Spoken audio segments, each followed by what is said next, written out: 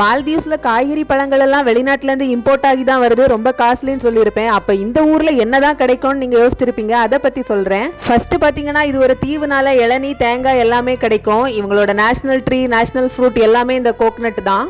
Second பாத்தீங்கன்னா இந்த bread ஃப்ரூட்ங்கிற கறி சக்கை தான் எல்லா தீவுகள்லயுமே மேக்ஸிமம் கிடைக்கும். ஸ்நாக்ஸ் செய்யறது குழம்பு வைக்கிறதுன்னு எல்லாமே செஞ்சு சாப்பிடுவாங்க.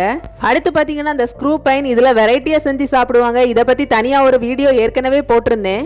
அடுத்தது ஒரு சத்தான பொருள் முருங்கைக்கீரை தான். இவங்க எல்லா நாளுமே அவங்க ஃபுட்ல சேர்க்கிறாங்க. இதை தவிர்த்து சில கீரை வகைகள், அப்புறம் கருவேப்பிலை எல்லாருக்க வீட்லயும் நிக்குது. அப்புறம் சில வகையான மாங்காய் நிக்குது, வாழை மரம் நிக்குது, அப்புறம் கரும்பு கூட நிக்குது. ஆனா கரும்பு ஜூஸ் எல்லாம் இங்க கிடைக்காது.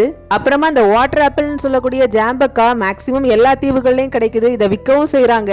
இங்க விவசாயம் செய்யறது கொஞ்சம் கஷ்டம் தான். ஆனாலுமே வாட்டர் மெலான், அப்புறம் பப்பாயா, பேஷன் ஃப்ரூட், சில்லி, புடலங்காய், கத்திரிக்காய் இந்த மாதிரி எல்லாம் விவசாயம் செய்யறாங்க. லோக்கல் ப்ராடக்ட்ஸ் கொஞ்சம் ரேட்டு கம்மியாவே இருக்கும் மற்றதை கம்பேர் பண்ற நேரம்.